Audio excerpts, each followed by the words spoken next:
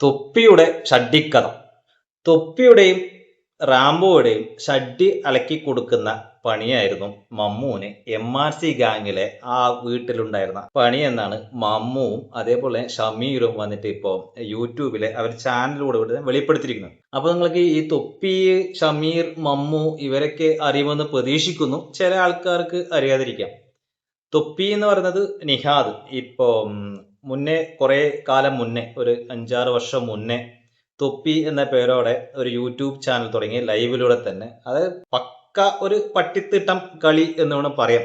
അങ്ങനെയുള്ള കണ്ടന്റ് എടുത്തത് അത് ഐഷോ സ്പീഡിന്റെ അതേ കോപ്പിയൊക്കെ ചെയ്ത പോയിട്ടുള്ള കണ്ടന്റ് എടുത്തുകൊണ്ട് സോഷ്യൽ മീഡിയയിൽ തന്നെ വളരെയധികം നല്ലോണം വൈറലായുള്ള ഒരു ചെങ്ങായിരുന്നു ഈ തൊപ്പി എന്ന് പറയുന്നത്. ശരിക്കുള്ള പേര് നിഹാദ്.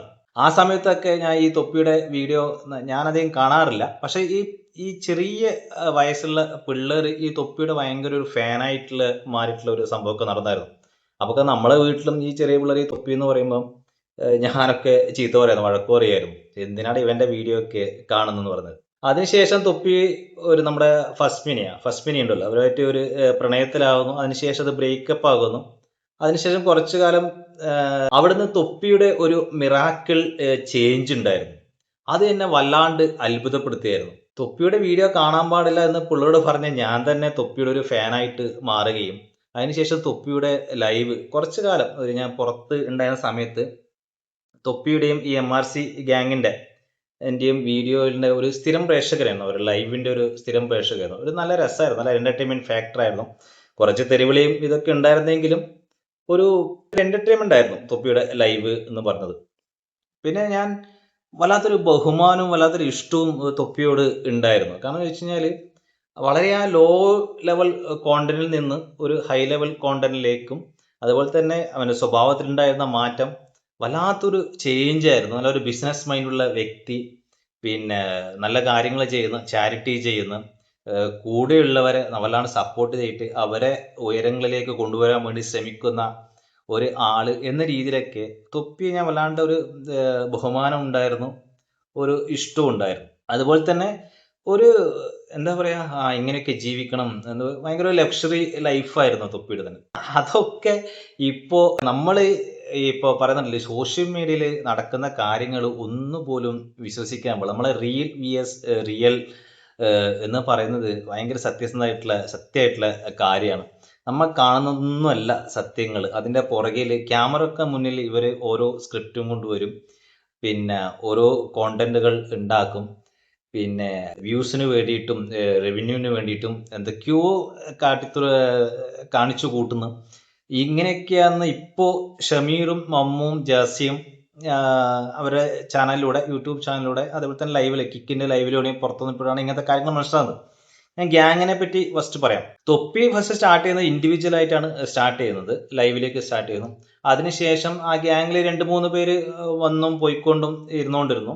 അതിനുശേഷം മമ്മു വരുന്നത് ഈ തൊപ്പിയുടെ ഈ വീഡിയോ കണ്ട് ഫാൻ ആയതിനു ശേഷം ഞാൻ നല്ലോണം കുക്ക് ചെയ്യും, പിന്നെ നിങ്ങൾക്ക് വേണ്ട എന്തും വെച്ച് തരാന്നൊക്കെ പറഞ്ഞിട്ടാണ് മമ്മു ആ ഗ്യാങ്ങിലേക്ക് എൻട്രി ആകുന്നത്. അതിനുശേഷം തൊപ്പിയും മമ്മും കൂടിയിട്ടാണ് ലൈവുകൾ ചെയ്തുകൊണ്ടിരുന്നത്. മമ്മു പെട്ടെന്ന് ക്ലിക്ക് ആകുകയും നല്ലൊരു ലൈംലൈറ്റ് മമ്മുവിന് കിട്ടുകയും ചെയ്തു. അതിനുശേഷം റാംബോ തൊപ്പിയുടെ ബോഡി ഗാർഡ്, അതേപോലെ തന്നെ മാനേജർ എന്ന രീതിയിൽ വീട്ടിലേക്ക് പിന്നെ എൻട്രി ആവുന്നു. അതുപോലെ തന്നെ മുനും തൊപ്പിയുടെ കൂടെ തന്നെയാണ്. പക്ഷെ അധികം ലൈവിലൊന്നും അവർ സജീവമല്ല, അവർ കൂടെ ഉള്ള ഒരു മാനേജറിന്റെ പോസ്റ്റിലുള്ള പോലെ തന്നെ ഉള്ളത്. അതിനുശേഷം ഷമീർ, അതിനുശേഷം ജാസി, ഇങ്ങനെയുള്ളവർ ആ ഗ്രൂപ്പിലേക്ക് വരുന്നു. ഇപ്പൊ ആരാണ് ഗ്യാങ്ങിൽ ഉള്ളതെന്ന് എനിക്കറിയില്ല. അത് ഇവരാണ് മെയിൻ ആയിട്ടുള്ള ഗ്യാങ്. അതിനുശേഷം കുറെ കാലം ശേഷം ഇവര് ഈ MRZ ഗ്യാങ് എന്ന് പറഞ്ഞിട്ട് വീഡിയോ ഇറക്കുന്നു, പാട്ടിറക്കുന്നു, അങ്ങനെയുള്ള പല കാര്യങ്ങളും ചെയ്യുന്നു. നല്ലൊരു ഫാൻ ബേസും അവർക്ക് ഉണ്ടാവുന്നു. പോയിടത്തേക്കൊക്കെ വല്ലാതെ ആരാധന വൃതങ്ങൾ കൂടുകയും ആരാധകരെ ശാന്തരാവുകയും എന്നൊക്കെ പറഞ്ഞിട്ട് അത്രയധികം ആൾക്കാർ സെൽഫി എടുക്കാനും ഫോട്ടോ എടുക്കാനും ഇവരുടെ കൂടെ ഗ്യാങ്ങിന്റെ കൂടെ സമയം ചെലവഴിക്കാനും, പിന്നെ അവരെ പുറകെ പോയി കാറിൽ പോകുമ്പോൾ അവരെ പുറകെ പോയിട്ട് തൊപ്പിയെ കാണണം, MRC ഗ്യാങ്ങിനെ കാണണം എന്നിട്ടുള്ള കുറെ വീഡിയോസ് ഉണ്ടായിരുന്നു. പിന്നെ കുറെ 2 മാസം 3 മാസം മുന്നേ ഈ ഷമീർ ആ ഗ്യാങ്ങിൽ നിന്ന് ഒഴിവായിട്ട് വരുന്നു. അതിന് ശേഷം ഷമീറിന് വല്ലാത്തൊരു സൈബർ ബുള്ളിങ് നടക്കുന്നു. കാരണം വെച്ചാൽ ഇതിന്റെ ഈഗോ കൊണ്ടാണ്, പിന്നെ തൊപ്പിയോടുള്ള ഈഗോ കൊണ്ടാണ് പുറത്തേക്ക് വന്നതെന്ന് പറഞ്ഞിട്ട് ഭയങ്കര ഇതൊക്കെ നടന്നുകൊണ്ടിരിക്കുന്നതിനാണ് ഷമീർ വന്നിട്ട് കുറെ കാര്യങ്ങൾ വെളിപ്പെടുന്നത്. അതൊക്കെ ഭയങ്കര ഒരു ഞെട്ടിക്കുന്ന സംഭവം, നമുക്കൊന്നും വിശ്വസിക്കാൻ പറ്റാത്ത രീതിയിലുള്ള സംഭവങ്ങളാണ്. ഇതൊക്കെ സത്യമാണെങ്കിൽ ഞാൻ ഓപ്പണായിട്ട് പറയുകയാണ്, തൊപ്പി യു ആർ വെരി ക്രൂവൽ. നീ കാണിച്ചത് ശുദ്ധ പോക്രിത്തരാണ്, ശുദ്ധ തെമ്മാടിത്തരാണ്. നമുക്ക് ഷമീറിന്റെ കുറച്ച് ക്ലിപ്പ് ഒന്ന് കാണാം. ഇത് ലോങ് സ്റ്റോറിയാണ്, ഇത് കുറേ പറയാനുണ്ട്. അതുകൊണ്ട് ഞാനിത് ചുരുക്കി പറയാം. ചുരുക്കി ഞാൻ എന്താണ് നടക്കുന്നത്, എന്താണ് നടന്നത്, അല്ലെങ്കിൽ ഈ ഗ്യാങ് ഹൗസ് എന്ന് പറഞ്ഞ സ്ഥലത്ത് എന്താണ് നടന്നതെന്നല്ല ഞാൻ ചുരുക്കി നിങ്ങൾക്ക് പറഞ്ഞുതരാം. ഈ പറഞ്ഞ പോലെ നമ്മളങ്ങനെ വന്നു. അങ്ങനെ ഒരു 4-5 മാസം മുമ്പ് ഞാൻ സ്ട്രീം ചെയ്യാൻ തുടങ്ങി. നല്ല വ്യൂവർഷിപ്പ്, ലൈക്ക് തൊപ്പിയുടെ അതേ ലെവൽ ഓഫ്, അല്ലെങ്കിൽ ആ ഒരു ലെവൽ ഓഫ് ഇതൊക്കെ എനിക്ക് കിട്ടി. അങ്ങനെ നല്ല രീതിയിൽ ഞാൻ ഒരു 2-3 മാസം പോയി. അതിൻ്റെ ഇടയിൽ ഇങ്ങനെ ബ്രേക്ക് എടുക്കും. ഞാൻ എടുക്കുന്നതല്ല, ഇവൻ എന്നോട് പറയും നീ ബ്രേക്ക് എടുക്കുമെന്ന് പറയുമ്പോൾ ഞാൻ ബ്രേക്ക് എടുക്കും. ഇങ്ങനെ 1 മാസം കൂടുമ്പോൾ ഞാൻ ബ്രേക്ക് എടുക്കും. പിന്നെ 1 മാസം കൂടുമ്പോൾ ഇവൻ തോന്നുമ്പം ഇവൻ പറയും ബ്രേക്ക് എടുക്കാൻ പറയും. അപ്പം ഞാൻ ബ്രേക്ക് എടുക്കും. അങ്ങനെ എനിക്കൊരു മാസം, അന്നേരം ആ സമയത്ത് ലൈവ് ചെയ്തുകൊണ്ടിരിക്കുന്ന സമയത്ത് ഒരു മാസം 1.5 ലക്ഷം റുപ്യ അതിനടുപ്പിച്ച് എനിക്ക് റവന്യൂ വരും മാസത്തിൽ, മന്ത്ലി. അപ്പോൾ അങ്ങനെ 3-4 മാസത്തെ മൊത്തം റവന്യൂ കൂടി ഒരു 3-4 ലക്ഷം രൂപ കിട്ടിയിട്ടുണ്ടായിരുന്നു.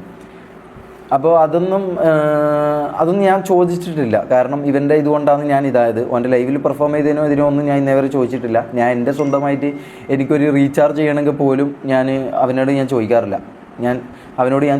ഞാൻ എൻ്റെ വീട്ടിൽ നിന്നോ അല്ലെങ്കിൽ വേറെ എന്തെങ്കിലും രീതിയിലോ പൈസ ആക്കിയിട്ടാണ് ഞാൻ റീചാർജും കാര്യങ്ങളൊക്കെ ചോദിക്കാറ്. കാരണം ഞാൻ അധ്വാനിച്ച പൈസ മാത്രം ഇതാക്കുക, അല്ലെങ്കിൽ ഞാൻ പണിയെടുത്ത പൈസയിൽ നിന്ന് എന്തെങ്കിലും ചെയ്യാമെന്നുള്ളൊരു മൈൻഡുള്ള ഒരാളാണ് ഞാൻ. അപ്പം അങ്ങനെ ഈ അടുത്തൊരു 2 മാസം മുമ്പ് ഈ പറഞ്ഞ പോലെ ഞാൻ പറഞ്ഞല്ലോ 3-4 ലക്ഷം രൂപ എനിക്ക് കിട്ടുന്നുണ്ടായിരുന്നു. അപ്പം അത് ഞാൻ ചോദിച്ചില്ല. ഞാൻ വിചാരിച്ചു അവൻ തരുമായിരിക്കും. അവനോട് അങ്ങനെ നമ്മൾ കണക്ക് പറഞ്ഞ് ചോദിക്കണ്ടല്ലോ, അവൻ തരുമായിരിക്കും എന്ന് വിചാരിച്ച് ഞാൻ നിന്നു. ഒരു ദിവസം രാത്രി ഞാൻ ലൈവ് കഴിഞ്ഞു. ഞാൻ അവനോട് പോയിട്ട് എൻ്റെ ഉമ്മ വിളിച്ചു. അപ്പോൾ സിസ്റ്ററുടെ മാരേജൊക്കെ ഇങ്ങനെ ഇത് നടക്കുകയായിരുന്നു. മാരേജിൻ്റെ കാര്യങ്ങളൊക്കെ ഇപ്പോൾ അടുത്ത് തന്നെ മാരേജാണ്. അപ്പം അതിൻ്റെ കുറച്ച് കാര്യങ്ങൾ നടക്കുകയായിരുന്നു, എൻഗേജ്മെൻറ്റും കാര്യങ്ങളൊക്കെ, പരിപാടികളൊക്കെ ആയിട്ട്. അപ്പം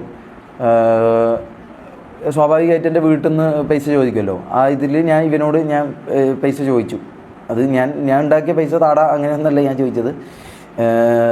ഞാൻ ഈ പറഞ്ഞ പോലെ നീ അത് ഇങ്ങനെ ഇതാണ് സിസ്റ്ററെ, ഇതാണ് ഒരു പൈസ, ഈ പറഞ്ഞ പോലെ പൈസ എമൗണ്ടൊന്നും ഞാൻ പറഞ്ഞിട്ടില്ല. ഓൻ എത്ര വന്നാലും അത് വാങ്ങാം, അത് ഇതാക്കാം, ഓന് അങ്ങനെ തരുമെന്നായിരുന്നു എൻ്റെ വിശ്വാസം. ഓൻ്റെ റൂമിലേക്ക് കയറുന്നവരുള്ള എൻ്റെ വിശ്വാസം അങ്ങനെയായിരുന്നു.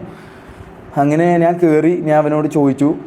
അപ്പോൾ അവൻ പറഞ്ഞു റവന്യൂ എനിക്ക് തരാൻ പറ്റില്ല. കാരണം അവനിതൊരു ബിസിനസ്സായിട്ടാണ് നടത്തുന്നത്. അവനിതൊരു ബിസിനസ്സാണ്. അപ്പം അങ്ങനെ നമുക്ക് റവന്യൂ ഓൻ തരൂല, ഓന് റവന്യൂ തരാൻ പറ്റില്ല എന്ന് പറഞ്ഞു. അപ്പോൾ റവന്യൂ തരാൻ പറ്റില്ലെന്ന് പറഞ്ഞപ്പോൾ ഞാൻ റേസായി എന്നല്ല, ഞാൻ ഇങ്ങനെ കാര്യം പറഞ്ഞു. ഞാൻ പറഞ്ഞു ഞാനും കൂടി ഞാൻ ഇതാക്കിയതിൻ്റെ ഇതിൽ നിന്നൊരു പൈസ എല്ലാം ഞാൻ ചോദിക്കുന്നതെന്ന് പറഞ്ഞപ്പോൾ അവൻ പറഞ്ഞു അത് തരാൻ പറ്റില്ലെന്ന് പറഞ്ഞു. എന്നിട്ട് പറഞ്ഞു നീ ഇവിടെ ഇങ്ങനെയൊക്കെയാണ് റൂള്, ഇവിടെ ഇങ്ങനെയൊക്കെയാണ്, നിനക്ക് വേറെ പറ്റുന്ന എന്താണെന്ന് വെച്ചാൽ നീ ചെയ്തോ, ഇവിടെ ഇതൊക്കെയാണ് റൂള് എന്ന് എന്നോട് പറഞ്ഞു. അപ്പോൾ അങ്ങനെ പറഞ്ഞു. ഈ പറഞ്ഞ പോലെ അതിന് മുമ്പേ നമ്മൾ തമ്മിൽ സംസാരം ഉണ്ടായിരുന്നു. അതായത് ലൈക്ക് ഞാൻ മമ്മു ജാസിയിൽ നമ്മളെ പേഴ്സണൽ പ്രോബ്ലംസ് ഇങ്ങനെ പറയും. അതായത് ഫിനാൻഷ്യലായിട്ടുള്ള പ്രോബ്ലംസ് നിങ്ങൾ പുറമേ കാണുമ്പം അവൻ ലൈവിൽ നിങ്ങളോടൊക്കെ പറഞ്ഞിട്ടുണ്ടാകും ഇവർക്കൊക്കെ സാലറി ഉണ്ട്, അല്ലെങ്കിൽ ഇവർ, അതായത് നമ്മൾ ഈ വീഡിയോ കാണുമ്പോൾ നമുക്ക് തോന്നുന്നത് നമ്മിപ്പം ഈ തൊപ്പിയുടെ ലൈവും ഇവരുടെ ഈ ഗ്യാങ്ങിന്റെ ലൈവൊക്കെ കാണുന്ന ഞാൻ മുമ്പേ കണ്ടെന്ന് പറഞ്ഞല്ലോ. അപ്പൊ ആ കാണുന്ന സമയത്ത് നമ്മൾക്ക് മനസ്സിൽ ഇവർക്കൊക്കെ നല്ല ശമ്പളമുണ്ട്, മാസം എന്തായാലും ഒരു 5 ലക്ഷം 6 ലക്ഷം റുപ്യേന്റെ എന്തായാലും യൂട്യൂബ് ചാനലിലൂടെ തന്നെ അവർക്ക് പിന്നെ റവന്യൂ കിട്ടുന്നുണ്ടാവും.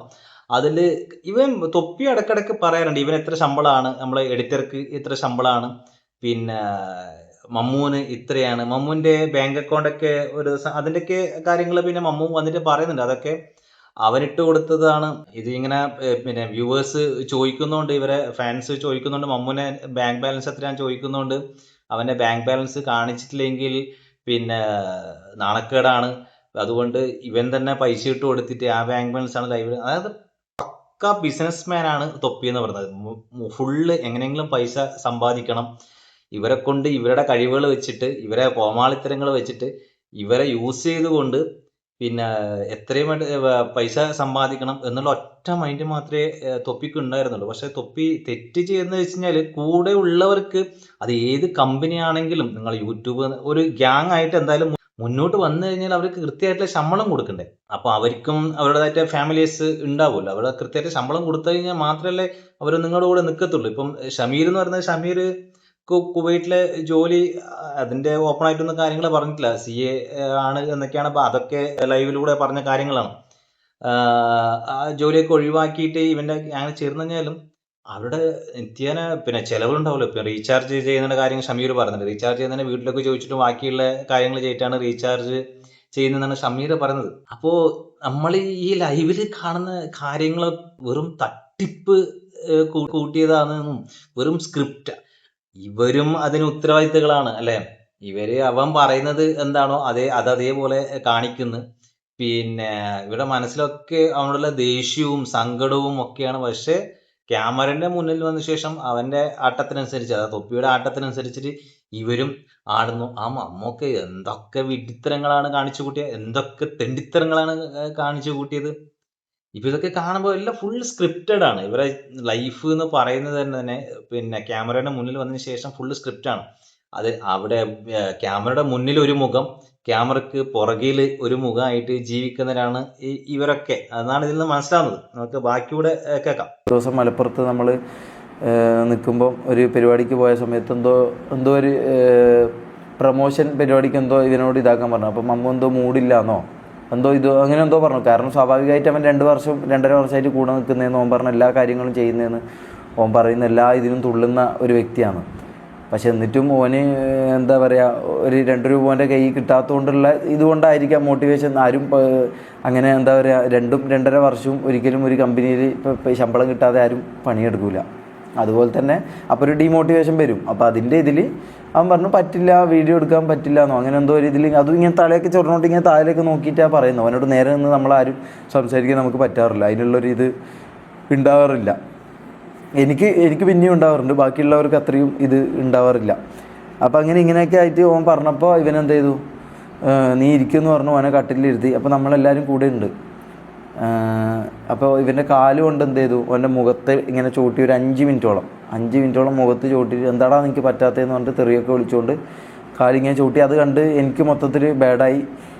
പിന്നെ ഞങ്ങൾക്ക് ഓൻ്റെ അടുത്ത് പറയാനുള്ള ഇതില്ല, കാരണം ഓൻ ഭയങ്കര ഹൈപ്പർ ഇതായിട്ട് ദേഷ്യം പിടിച്ചിങ്ങനെ നിൽക്കുക. അപ്പോൾ പറഞ്ഞു കഴിഞ്ഞാൽ എന്നെയും ചിലപ്പോൾ ചവിട്ടോ, ഇല്ലെങ്കിൽ നമുക്ക് സ്വയം ഒരു പേടി ഉണ്ടാവുമല്ലോ. പിന്നെ നമ്മളവനെ കണ്ടതും ഈ പറഞ്ഞ പോലെ ഒരു ഇതായിട്ടാണ് നമ്മൾ കണ്ടത്. നമ്മളവനൊരു താന്നൊരു ലെവലിലാണ് നമ്മളെ കാണുന്നത്. നമ്മൾ ശബ്ദ ഉയർത്തി അവനോടൊന്ന് ചോദിക്കുക ഇതാക്കാനും ചെയ്ത് കഴിഞ്ഞാൽ അത് ഭയങ്കര പിന്നീട് ഓൻ നമ്മളെ ഇതാക്കും. അത് ലൈവിലും കുറേ സംഭവിച്ചിട്ടുള്ള കാര്യമാണ്.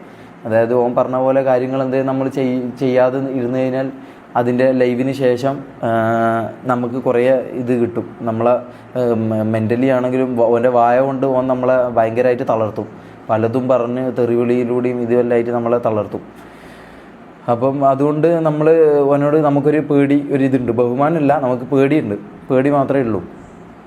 അങ്ങനെ മമ്മൂനെ ഈ പറഞ്ഞ പോലെ ചവിട്ടി ഞാൻ. അപ്പോൾ റാംബോ ആണ് ഇതിൻ്റെ മൊത്തം വീട്ടിലെ കാര്യങ്ങളും ഇവൻ പറയുന്നത്. അതായത് ഇതൊക്കെ കേൾക്കുമ്പോ ഇത് വല്ലാത്തൊരു അടിമ ജീവിതം, മറ്റേ പൃഥ്വിരാജിന്റെ ഗോട്ട് ലൈഫ് പോലത്തെ സംഭവമാണ് ഇവരൊക്കെ അവിടെ അനുഭവിച്ച്. നമ്മൾ ചിരിച്ചിട്ട് പറയുകയാണെങ്കിലും അങ്ങനത്തെ ഒരു അനുഭവമാണ് ഇവരൊക്കെ അവിടെ അനുഭവിച്ചിട്ടുള്ളതെന്നാണ് ഇതിൽ നിന്നൊരു മനസ്സിലാവുന്നത്. അല്ല, ഞാൻ ചോദിക്കട്ടെ, നിങ്ങൾക്ക് ഇത്രയൊക്കെ അനുഭവിച്ചിട്ട് നിങ്ങൾ എന്തിനാണ് അവന്റെ കൂടെ നിൽക്കുന്നത്? പൈസയും ഇല്ല, പിന്നെ പണിയെടുത്തതിന് പിന്നെ പൈസയും ഇല്ല. പക്ഷെ ഇവന്റെ ആട്ടും തുപ്പും കണ്ടിട്ട് ഷഡ്ഡി വിളക്കിയിട്ട് അവിടെ ഇതിലാ നിൽക്കണേ. ഇതൊക്കെ വെരി ബാഡ് തൊപ്പി എന്തിനാ പറയാനുള്ളത്. കാരണം വെച്ചാല് പിന്നെ പ്രൊമോഷൻ ചെയ്യാൻ കഴിയില്ല, എനക്ക് മൂടില്ല എന്ന് പറയുമ്പോൾ അവന്റെ മുഖത്ത് കയറി ചവിട്ടി 5 മിനിറ്റോളം മുഖത്ത്. സത്യമാണെങ്കിൽ ഇതൊക്കെ സത്യമാണെങ്കിൽ ഷമീർ പറയുന്നത് ആണ് നമുക്കിപ്പം പ്രൂഫായിട്ടുള്ളത്. പിന്നെ മുഖത്ത് ചവിട്ടിയിട്ട് 5 മിനിറ്റോളം പിടിച്ചു നിർത്താക്കെന്ന് പറഞ്ഞാ ഈ തൊപ്പിക്ക് എനിക്ക് തോന്നുന്നു വല്ലാത്തൊരു എന്താ പറയാ, ഒരു ഇതുണ്ടല്ലോ ഹെഡ് വെയിറ്റ്, എന്താ അതിനെ പറയാ, ഇപ്പൊ അതിന്റെ പണവും പ്രശസ്തിയും അതൊക്കെ വരുമ്പോ ഞാനൊരു ബോസ് ആണെന്നുള്ള ഒരു ഓട്ടോമാറ്റിക് ഉണ്ടാവില്ല. നമ്മളെ താഴെ തട്ടിലാണ് ഇവരൊക്കെ എന്നുള്ള ഒരു വിചാരം അത് ഓൾറെഡി തൊപ്പിക്ക് കയറി കഴിഞ്ഞതാണ് ഇങ്ങനെയൊക്കെ സംഭവിക്കാനുള്ളത്. പക്ഷെ നിങ്ങളൊക്കെ അതിനെ പ്രതികരിക്കണ്ടേ? ഇപ്പൊ വന്നിട്ട് പിന്നെ ഇത്രയും അനുഭവിച്ചതിന് ശേഷം വന്നിട്ട് ഇപ്പൊ ഓപ്പൺ ആയിട്ട് പറയുന്നത് എന്തിനാ? അപ്പൊ തന്നെ ഒരു മാസം കൊണ്ട് തന്നെ നിങ്ങൾക്ക് നമുക്ക് 2.5 കൊല്ലം പിന്നെ തൊപ്പിയുടെ കൂടെ ഉള്ളത് അമ്മ പുറത്ത് കാണുമ്പോ എന്താ പിന്നെ മമ്മു ഭയങ്കരമായിട്ട് സന്തോഷപരമായിട്ട് പിന്നെ തൊപ്പിയുടെ കൂടെ ജീവിക്കുന്നു, അത്രക്കും ഒരു അനിയനെ പോലെ കാണുന്നു. ഈ ആദിൽ എന്ന് പറഞ്ഞിട്ട് ഞാൻ ഗ്യാങ്ങിൽ നേരത്തെ പറയുമ്പോൾ ആദിൽ എന്ന് പറഞ്ഞ ചങ്ങാണ്ടല്ലോ, അവൻ തൊപ്പിയുടെ കസിൻ എന്നാണ് പറയുന്നത്. അത് ഈ ഷമീർ കിക്കിലെ ലൈവിലെ കൂടെ പറയുന്നുണ്ട്, അതിൽ കസിനല്ലേ പറയുമ്പോൾ അതൊക്കെ വെറും തട്ടിപ്പാന്നാ പറയുന്നത്, കസിനൊന്നും അല്ല എന്നാ പറയുന്നത്. അതേപോലെ തന്നെ ഇവൻ പല ആൾക്കാർക്ക് ഐഫോണ് പിന്നെ വാങ്ങിച്ചു കൊടുക്കാറുണ്ട്. ഐഫോൺ വാങ്ങിച്ചത് മമ്മൂന് ഇതുവരെ ഒരു ഫോൺ പോലും വാങ്ങിച്ചു കൊടുത്തില്ല. മമ്മൂന്റെ ഫോൺ അതാണ് ഷമീർ പറഞ്ഞ പിന്നെ മമ്മൂന്റെ ഫോൺ കണ്ടത് ഞങ്ങൾക്ക് മനസ്സിലാവുന്നത്. അതുപോലെ ഷമീറിന് ഒരു ഐഫോണ് വാങ്ങിച്ചു കൊടുത്തിട്ടുണ്ട്. വാങ്ങിച്ചു കൊടുത്തത് എങ്ങനെയാണെന്ന് ചോദിച്ചു കഴിഞ്ഞാൽ പിന്നെ 45,000 റുപ്യോളം ഷമീർ തന്നെ ഇട്ടു, 5,000 റുപ്യ തൊപ്പി കൊടുത്തു. എന്നിട്ട് ലൈവില് ഇത് തൊപ്പി കൊടുത്ത പോലെ കാണിക്കുകയാണ്. ഞാൻ പറഞ്ഞ പക്ക ഫ്രോഡ് ബിസിനസ്മാനാണ്. ജനങ്ങൾക്ക് എന്ത് കാണിക്കണം, വ്യൂവേഴ്സിന് എന്ത് കാണിച്ചു കഴിഞ്ഞാൽ എന്നോടുള്ള ഇഷ്ടം കൂടും എന്നുള്ള കണക്ക് പഠിച്ച എങ്ങനെയാണ് തൊപ്പി. അതിന് പാവകളായിട്ട് നിന്ന് കൊടുക്കാൻ വേണ്ടിയിട്ട് ഈ പാവങ്ങളും പിന്നെ ഇവർക്ക് അപ്പൊ തന്നെ പ്രതികരിക്കല്ലേ വേണ്ട. പ്രതികരിച്ചിട്ട് അപ്പം തന്നെ ഇപ്പൊ എന്തായാലും ഓക്കെ ലേറ്റ് ആണെങ്കിലും അതിന് ഇറങ്ങി വന്നിട്ട് ഓപ്പൺ ആയിട്ട് കാര്യങ്ങൾ പറയുന്നുണ്ട്. ഇനി തൊപ്പിയുടെ വേർഷൻ എന്താണെന്ന് അറിയില്ല, എന്താണ് കാര്യങ്ങൾ പറയുന്നുള്ളതും. ഇപ്പോൾ റാംബോ ഇപ്പോഴും തൊപ്പിയുടെ കൂടെ തന്നെയാണ്. റാംബോ കൂടെ തന്നെ നിൽക്കണമെങ്കിൽ റാംബോക്ക് എന്തെങ്കിലും, അല്ലെങ്കിൽ റാംബോ ഒന്നും അങ്ങനെ നിൽക്കുന്ന ചങ്ങായി അല്ല. പിന്നെ എന്തെങ്കിലും പ്രശ്നം ഉണ്ടെങ്കിൽ ഓപ്പൺ ആയിട്ട് പ്രതികരിക്കുന്ന ചങ്ങായാണ് റാംബോ എന്ന് പറയുന്നത്. എല്ലാവരും തൊപ്പിയാണ് എൻ്റെ എല്ലാം, ചക്കയാണ് മാങ്ങയാണ് എൻ്റെ ദൈവമാണ് കടവുളാന്നൊക്കെ പറഞ്ഞു നടക്കുന്നതാണ് റാംബോ. ഇപ്പോൾ റാംബോക്ക് എന്തെങ്കിലും ഇതിൽ ബെനിഫിറ്റ് ഉണ്ടായിട്ടുണ്ടോ, അല്ല മാസ ശമ്പളം കിട്ടുന്നുണ്ടോ? എല്ലാത്തിനും പൈസ വേണം, ജീവിക്കണമെങ്കിൽ പൈസ വേണം. നമ്മൾ ഈ കാട്ടിക്കൂടുന്നതൊക്കെ പൈസയ്ക്ക് വേണ്ടിയിട്ടും ജീവിക്കാൻ വേണ്ടിയിട്ട് തന്നെയാണ്.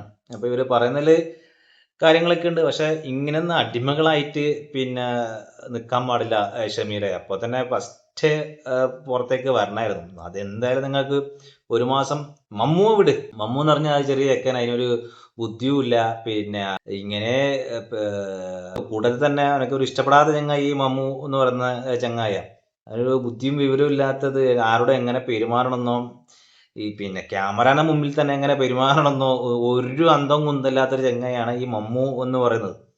പക്ഷെ നീയൊക്കെ എന്ന് പറഞ്ഞാൽ കുറച്ചെങ്കിലും ചിന്തിക്കാനുള്ള ഒരു പ്രാക്ടിക്കലായിട്ട് ചിന്തിക്കാനുള്ള ഒരു ചങ്ങായിയല്ലേ. ഇപ്പോ ശരി, എന്തായാലും നിങ്ങൾ പുറത്തേക്ക് വന്നു. ഇനി അവരുടെ വേർഷൻ കൂടി കേൾക്കണം, റാംബോയുടെ വേർഷൻ കേൾക്കണം. അതുപോലെ തന്നെ തൊപ്പിയുടെ പിന്നെ എന്തായാലും വരുന്നു വിചാരിക്കുന്നു. ഈ എന്താ ഇത്രയധികം കോൺട്രവേഴ്സി ഉണ്ടായി കഴിഞ്ഞ ശേഷം എന്തായാലും അതിന് റിയാക്ഷൻ ആയിട്ട് തൊപ്പി വരുന്നു വിചാരിക്കുന്നു. നമുക്ക് ഇനി അടുത്ത് നമ്മുടെ മമ്മുവിന്റെ ഷഡ്ഡിക്കഥ നമുക്ക് കേൾക്കാം. കുറേയായി കൊടുത്തിട്ട് കുറേയായി. അപ്പോൾ ഈ ആൾക്കാർ അയൽവാസികളോടെല്ലാം എൻ്റെ ഉമ്മ കടം ചോദിക്കുകയില്ല, അങ്ങോട്ടും ഇങ്ങോട്ടെല്ലാം പോയിട്ട് ഒരു 500 രൂപ ഇതാക്കി തരും. കാരണം ഉമ്മ തന്നെ എന്നോട് പറഞ്ഞ കാര്യമുണ്ട്, ഞാൻ ഇങ്ങനെ ചോദിക്കുമ്പോൾ ഇവർ അയൽവാസി അവർ പറയും, എന്താ നിൻ്റെ മോന് അടയിലുള്ള എൻ്റെ മോൻ്റെ പൈസയുണ്ട്. അതായത് ആൾക്കാർ നമ്മളെ കാണുന്നതെന്ന് വെച്ചാൽ നമ്മൾ നിയാദ് വലിയൊരു കോടീശ്വരനാണ്. അപ്പോൾ ഇവരെ എയിമിലും കുറച്ച് പൈസയും എല്ലാം ഉണ്ട്, എല്ലാ സെറ്റപ്പുള്ള ആൾക്കാരാണെന്ന ആൾക്കാരുടെ മൈൻഡിലുള്ളത്. പക്ഷേ നമുക്കെല്ലാം അറിയാം നമ്മളെ പൈസ ഉണ്ടോ. കാരണം നമ്മൾ ശരിക്കും എൻ്റെ യഥാർത്ഥ പണിയെന്ന് വെച്ചാൽ ഞങ്ങളുടെ ഷഡ്ഡി അലക്കലാണ്. അതായത് റാംബോൻ്റെയും നിയാദിൻ്റെയും ഷഡ്ഡി അലക്കലാണ്. അതും ഒരു 3 ആഴ്ചക്കുള്ളിൽ അവൻ്റെ ഷഡ്ഡി അലക്കിയിട്ടില്ലെങ്കിൽ മൊത്തിക്ക് അടി പോകും. കാരണം അവിടെ അനുഭവിക്കുകയും ചെയ്യുന്നതാ. കാരണം നിങ്ങൾക്ക് അത് പറഞ്ഞാൽ മനസ്സിലാവില്ല.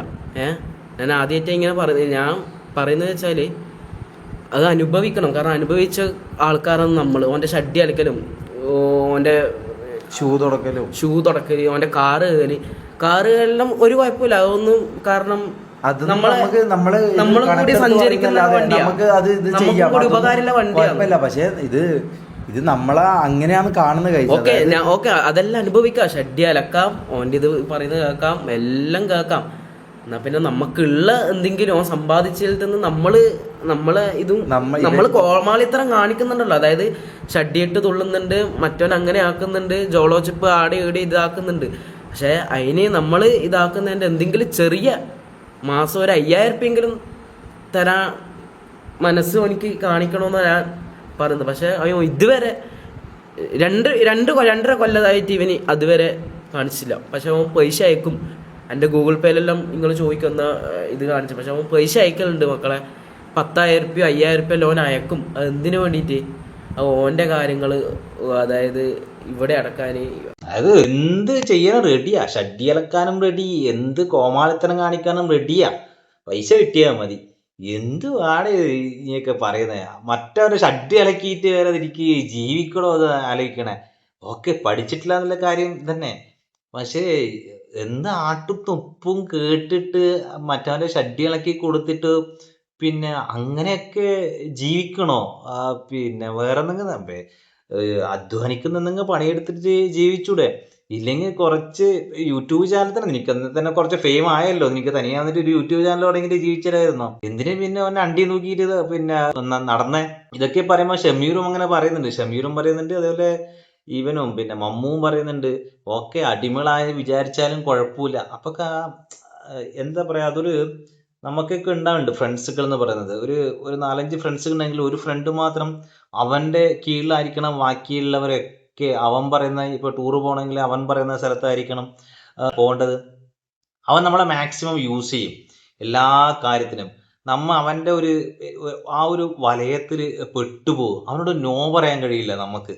എനിക്കൊക്കെ അങ്ങനത്തെ അനുഭവങ്ങൾ ഉണ്ടായിട്ടുണ്ട്. അവനോട് നോ പറയാൻ പറ്റില്ല. അവൻ എന്ത് പറഞ്ഞാലും പിന്നെ അവനെ രാത്രി ഇപ്പൊ എക്സാമ്പിൾ പിന്നെ നാട്ടിലേക്ക് പോവുകയാണെങ്കിൽ അവൻ പറയും വാടാ വണ്ടി എടുക്കുക, അത് 12 മണി ആയിക്കോട്ടെ 1 മണി ആയിക്കോട്ടെ, വാടാ വണ്ടി എടുക്കുക എന്നെ കൊണ്ടാക്കുന്ന പറഞ്ഞാൽ നമ്മത് ചെയ്തു. പക്ഷെ നേരെ മറിച്ച് നമ്മളാണ് പോകുന്നതെങ്കിൽ നമ്മളെ കൊണ്ടാക്കൂല. അത് നീ പിന്നെ നിങ്ങൾ ഓട്ടോ പിടിച്ച് പോട്, അല്ലെങ്കിൽ അടുത്തുള്ള റെയിൽവേ സ്റ്റേഷൻ നടന്നിട്ട് പോട്, ഇങ്ങനെയൊക്കെ പറയുന്ന ഫ്രണ്ട്സുകൾ ഉണ്ട്. നമ്മളാ വലയത്തിൽ പെട്ടു. പിന്നെ ഇവനോട് മറുത്തൊന്നും പറയാൻ കഴിയില്ല. അതെന്താണെന്നറിയാം, അതൊരു പ്രത്യേക അവനങ്ങനെ ക്രിയേറ്റ് ചെയ്ത് വെക്കും നമ്മളെ ഒരു അടിമകളെ പോലെ. അപ്പോൾ അതൊക്കെ തച്ചുടച്ചിട്ട് ഇപ്പെങ്കിലും പുറത്തേക്ക് വന്നു. പക്ഷെ ഇപ്പോഴും മെന്റാലിറ്റി അത് തന്നെയാണ്. അതൊക്കെ ചെയ്യാൻ നമ്മൾ റെഡിയാണ്. പക്ഷെ നമുക്ക് ഒരു മാസം ഒരു 5000 രൂപ പോലും തന്നിട്ടാണ്. മാസം 5000 രൂപ നീ അവന്റെ ഷഡ്ഡിയിലൊക്കെ കൊടുക്കും, റാംബോന്റെ ഷഡ്ഡിയിലൊക്കെ കൊടുക്കും. ഈ അടുത്ത ജാസി വന്നിട്ട് പറയുന്നുണ്ട് പിന്നെ ഗേൾഫ്രണ്ട് വന്നിട്ട് തൊപ്പിയുടെ ഗേൾഫ്രണ്ടിനെ വരെ ഇപ്പം റിവീൽ ആയിട്ടുണ്ട്, പുതിയ ഗേൾഫ്രണ്ട്. അതിനെ കുറിച്ചിട്ട് കൂടുതൽ കാര്യങ്ങൾ അറിയില്ല, പറഞ്ഞാൽ കുറെ ലെങ്ത് ആയി പോകും വീഡിയോ. അതുകൊണ്ട് ഇതോടെ നിർത്താം. അതായത് ഗേൾഫ്രണ്ട് വന്നിട്ട് ജാസിയോട് പറയുന്നുണ്ട് നിഹാദിന്റെ അണ്ടർവിയറും ഡ്രസ്സും ഒക്കെ അലക്കി കൊടുക്കണം എന്ന് പറയുന്നത്. അതേപോലെ തന്നെ പിന്നെ മമ്മുന്റെ വീട്. ഇപ്പൊ എനിക്ക് സംശയം എന്നുള്ളത് പറയുന്നത് ഈ തൊപ്പിയുടെ ഫിനാൻഷ്യൽ എങ്ങനെ ആയിരിക്കാം, യൂട്യൂബിൽ നിന്ന് കിട്ടുന്ന വരുമാനം, അതേപോലെ തന്നെ പ്രൊമോഷൻ, അതേപോലെ തന്നെ കിക്കിന്റെ കോൺട്രാക്ട്, ഇങ്ങനെയൊക്കെ എത്രത്തോളം മാസം വരുന്നുണ്ട് എന്നുള്ള കാര്യത്തിലൊക്കെ സംശയമുണ്ട്. പിന്നെ അത്ര നല്ലോണം സമ്പാദിക്കുന്ന ഇവർക്ക് പൈസ കൊടുക്കുന്നതിന് വലിയ പ്രശ്നമൊന്നും ഇല്ലാത്ത രീതിയാണ്. പക്ഷെ തൊപ്പിയുടെ ഫിനാൻഷ്യൽ ബാക്ക്ഗ്രൗണ്ട് എങ്ങനെയാണെന്നുള്ള കാര്യത്തിലൊക്കെ പിന്നെ ഒരു ക്ലാരിറ്റി വരേണ്ടതുണ്ട്. പിന്നെ മമ്മൂന്റെ വീട് റെഡിയാക്കി അതൊക്കെ വില ചെലവുള്ള കാര്യം തന്നെയാണ്. അതൊക്കെ തൊപ്പിനെ കൊണ്ട് സാധിക്കൂ എന്നുള്ള കാര്യമൊക്കെ സംശയത്തിന്റെ പുറത്ത് തന്നെയാണ്. ഇതിങ്ങനെ കുറെ കാര്യങ്ങൾ പറയുന്നുണ്ട് കിക്കിൽ ലൈവിലും, അതുപോലെ തന്നെ കുറെ കാര്യങ്ങൾ പറയുന്നുണ്ട്. അതൊക്കെ ചെയ്തു കഴിഞ്ഞാൽ ഭയങ്കര ലെങ്ത് ആയിരിക്കും. പിന്നെ ഇനി അടുത്ത എന്തായാലും തൊപ്പിയുടെയും റാംബോയുടെയും എന്തായാലും റിയാക്ഷൻസിന്റെ മറുപടി വരുമായിരിക്കും. അപ്പോൾ ആ വീഡിയോ ആയിട്ട് നമുക്ക് വീണ്ടും കാണാം.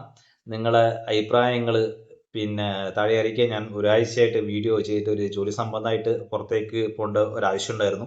അതുകൊണ്ട് ഇപ്പോൾ ഇന്ന് വന്ന് കയറിയതേ ഉള്ളൂ വീട്ടിൽ. ശേഷമാണ് ഇപ്പോഴാണ് ഈ മാറ്റർ കണ്ടത്. ഞാൻ യാത്രയാക്കുമ്പോൾ ഇതൊക്കെ കണ്ടായിരുന്നു, അതുകൊണ്ടാണ് ഈ വീഡിയോ ചെയ്യുന്നത്. പിന്നെ നിങ്ങളെ വിലയേറിയ അഭിപ്രായങ്ങൾ താഴെ കമൻറ്റിൽ രേഖപ്പെടുത്തുക. എന്തെങ്കിലും ഇമ്പ്രൂവ്മെൻറ്റ് ചെയ്യണമെങ്കിൽ, എൻ്റെ വീഡിയോയിൽ എന്തെങ്കിലും ഇമ്പ്രൂവ്മെൻറ്റ് ചെയ്യണമെങ്കിൽ തീർച്ചയായിട്ടും അറിയിക്കുക. അടുത്ത വീഡിയോ വീണ്ടും കാണാം. അതുവരേക്കും ഗുഡ് ബൈ.